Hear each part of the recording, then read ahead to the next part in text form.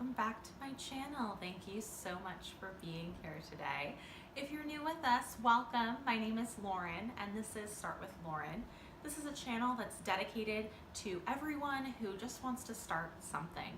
No matter what that project is, that thing that you're trying to do or trying to accomplish, we're here for you. I'm here for you here at Start with Lauren, and that's what this channel is all about, just starting something and getting things done. Today I'm going to talk about home organizing, and in particular the Konmari Method and how I have used this method to organize my home and make it a lot more manageable and enjoyable. Please stay tuned. If you enjoy this video, please give me a like below or a subscription. It really helps out the channel as it's new and growing to get some likes and subscriptions, so I really appreciate your support. All right, so let's get started. All right, coffee down, it's serious now. So I'm gonna talk to you a little bit at first just about the Konmari Method and how I have utilized it to get my home to where it is today. So for those of you who aren't familiar, the Konmari Method was developed by Marie Kondo. It's most famously brought up in this book, The Life-Changing Magic of Tidying Up, in which she outlines the Konmari Method. This method explains how you can go through your items to declutter and to make your home an easier place to live.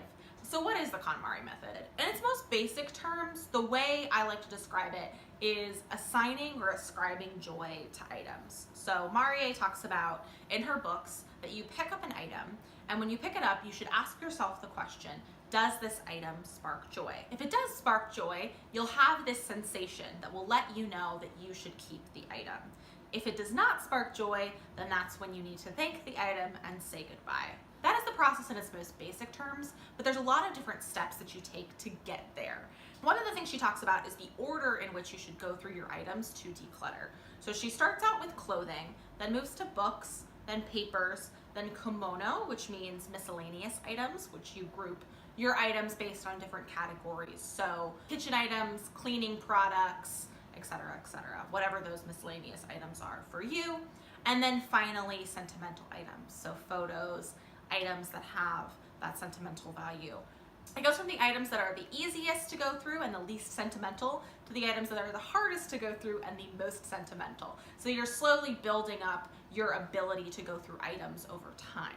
So when I heard about this spark joy method, this was not something that I was initially very interested in at all. I didn't really get it. I didn't understand why this process of sparking joy was so useful or so different than what I was already doing. It just didn't really vibe with me. It felt a little bit woo-woo. And then I heard that she came out with a second book. The second book is called Spark Joy. And this book is a little bit more of a tactical guide to how Marie suggests you go through items, fold items, organize items. So I picked this up because I thought that a tactical guide might actually be useful, and I read it and loved it. I just thought that this made so much sense to me. The way that she suggested to organize things, I loved it. Immediately converted my drawers so that you can see everything in them. This was a really great read. And after reading this, I thought that I would give her original book a try and see if I liked it. There are some things in here that are a little bit more lofty than I would appreciate in an organizing book, but I will say that overall, I really enjoyed this book. And I think it was helpful for me to go back and read this book after reading Spark Joy because it gave me the context for why I should be doing the things that Spark Joy suggested. The other thing that I realized by reading these books is that there's a lot of repetition of ideas, and just trying to start with the basics is good enough. You don't have to be an expert organizer after reading this book. Even for somebody like me who was already into organizing, you don't have to take all of these components in these books and immediately apply them. But what these books do provide is a good frame of mind to be in when you're going through the organizing process. So after I read these books, this was about a year ago, I decided to go through the Konmari process myself. With the first tidy that you go through, you actually want to dedicate a pretty significant amount of time, usually a full weekend, to go through the entire process and do it all in one sprint. She doesn't suggest breaking it up, just do it all at once and get it done. So that's what I did. I took a weekend and decided to go through this process. And what happened? So I was completely shocked by the results of going through this process. I managed to get rid of 5 bags of clothing alone and about 2 boxes of books. In addition to that, many miscellaneous items, some furniture. I mean, I had a really massive pile of things to get rid of. I'll insert a photo if I actually still have that photo here of my first tidy up. I was really impressed. I couldn't believe I ended up with so many things to give away. And I think that the reason this happened was because of these books, and in particular, really thinking about, do these things actually add value to my life? I think before I went through this process, I felt really overwhelmed by my belongings. I felt like I had too many, I didn't know what to do with them, or I wasn't using them, and I would feel bad, or even worse, I would feel burdened by them. I felt like I had too many things to actually use and appreciate them, and that felt overwhelming to me. So by going through this process, by using the Konmari method, I was able to take these items, and instead of having too many items that were burdensome, I was able to give them to somebody else who could use them and love them and enjoy them. And that part of the process was really gratifying for me, to know that the items that I can't or won't use are going to be going to somebody else who can appreciate them. That made this process all the more easy and more enjoyable, frankly. So those were the results of me going through it the first time. After going through it once, periodically moving forward, Marie suggests that you go through an organizing process, or you almost continuously cull your items. So those are some of the principles that I'm actually going to talk about today, because I think the part that might even be more challenging than the big tidy up is keeping everything maintained and not letting yourself fall back into old habits. I'm going to talk a little bit about this today in the context of clothing, because I have found a process that really works for me to keep my closet manageable. And I'm going to walk through those steps that I use to help manage and maintain my closet. Okay, so the first thing that I do when it comes to closet maintenance is I get rid of every item of clothing that I find uncomfortable or is no longer of a high enough quality to keep. So if something's got a tear in it or it's snagged beyond repair, I get rid of it. The reason I do this is I have found that if something is uncomfortable, I will not wear it.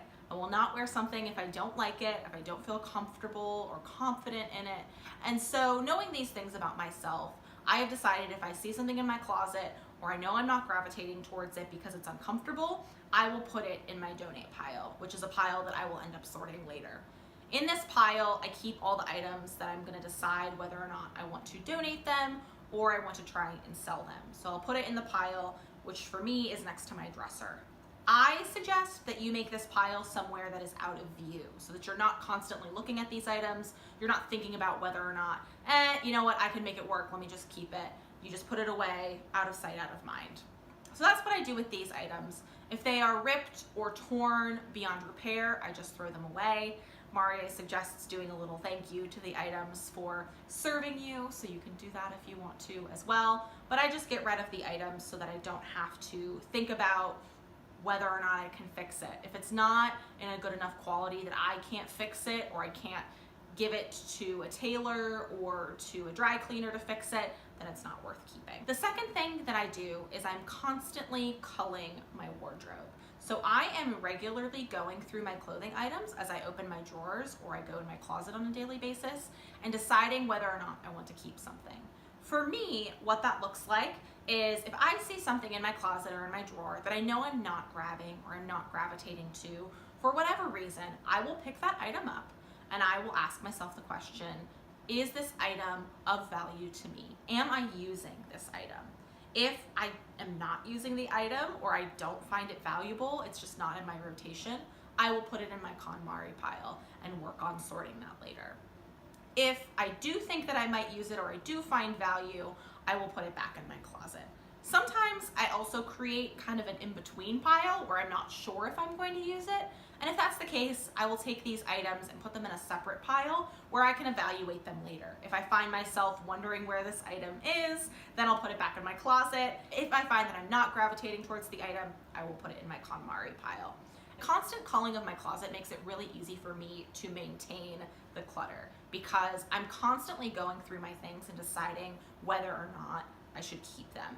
The big thing for me where this comes up is t-shirts. I get so many free t-shirts from going to events or volunteering, and so it's just easier to make those decisions in the moment or as I'm getting dressed versus trying to do a big sort every once in a while. It's just a lot easier to manage when I think about it in the moment as I'm getting dressed. So that's the second thing I do to keep my closet in a manageable place. The third thing I do to keep my clothing manageable is I do a quarterly sort. I talked about the KonMari pile that I have, all of the items of clothing that I'm thinking about either donating or selling.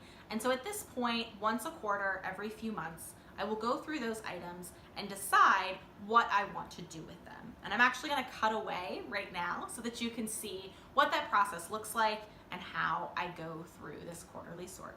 Okay, so this is my sort pile, and so I start off with my first item that I have over here. I'm just taking a look at it, seeing what the quality looks like, and there's a couple of snags in the center of the shirt. So as I'm taking a look at this, I've decided, you know what, this is going to go in the donate pile. So I get that ready and put it over there.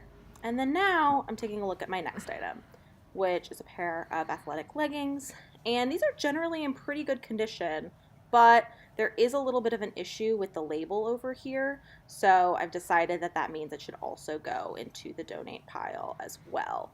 And then I fold it up and put it over there.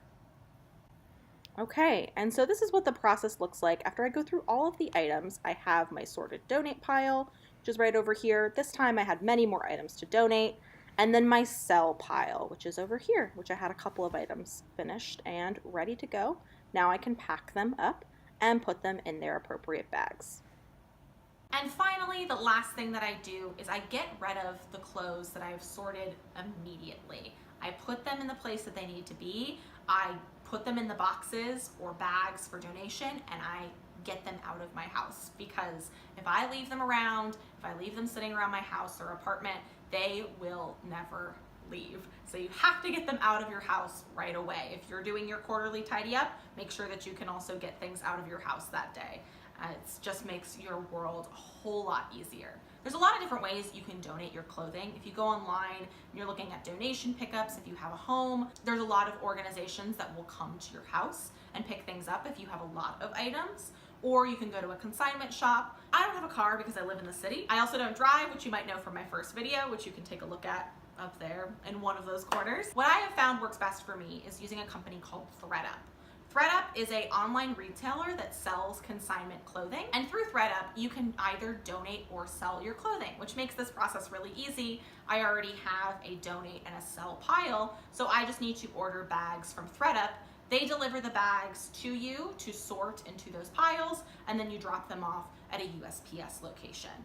I order these bags on a quarterly basis, so I will order one sell bag and one donate bag, have them delivered to my house, and then I will put the things that I sorted into the bags and just drop them off, and that's all you have to do. These are what the packets look like from ThredUP. They come in this little folded compartment, and I'm gonna take one of these out so you can see what they look like. So these are the bags. As you can see, they're quite large, and the nice thing about these is that they are really big. So I haven't found that I've needed to order multiple bags. You can, if you're doing a larger clear out, actually get more than one bag, but I have found that this big boy is sufficient, and I get, again, like I said, 2 of these bags. One is for donation, one is for selling, and those are separate bags that you do need to order. For the donation bag, all you have to do is select the clothes that you're donating, put them in the bag, select who you're donating them to, which you do when you order the bag, and then pack it up and drop it off at a USPS location. There's nothing more you have to do, and they'll send you a donation receipt. With the selling bag, you do need to select one of 2 options. Either you want the clothes back that are not eligible to sell on ThredUP, because they will go through your clothing and decide if your items are worth selling. The other option is to have the clothes recycled or donated that ThredUP cannot sell, and that's always the option I go with. That way the clothes don't come back in my home. If I didn't want them, if I was willing to sell them, that means they don't belong back in my home. So when you get the selling bag, one thing that you'll also receive is this little guide from ThredUP. This will explain the things that you can actually sell with them. So inside it'll talk about the different types of items they can sell, the condition that they need to be in. So I suggest just taking a quick look over this guide, making sure that your items apply, and then if they don't, maybe putting them in the donate bag instead so that you know that they're going to the organization that you selected. This is really helpful. ThredUP uses a couple of different processes for selling your items. Some of them they do put on consignment, so that means if they don't sell, you don't get money, and some of them they buy outright if they're positive they can sell them. In either case, you get money based on the items that you sell, which you can either convert into ThredUP credit at a slightly higher value or into money, which you can receive in a check or PayPal, I think. I always go with the ThredUP credit because it's a little bit higher value, and I'm sure I can find something that I would like on the website. That's really the whole process. I really like using ThredUP for that reason. This is not sponsored in any way, by the way. I just really like using this company because it's so easy and so quick from getting your items sorted out the door. It's just a one-step process versus the packing up of your car or walking, going to the store, getting things sold, waiting, etc., etc. This is just one step to being done. So that's the process that I use to keep my closet maintained and to go through a little tidy up every quarter. I hope that this was helpful for you. If you enjoyed this video, please give it a like or a thumbs up below, or subscribe to my channel for more videos. I post new videos every single Wednesday. Thank you so much for joining me, and enjoy the rest of your day. Bye!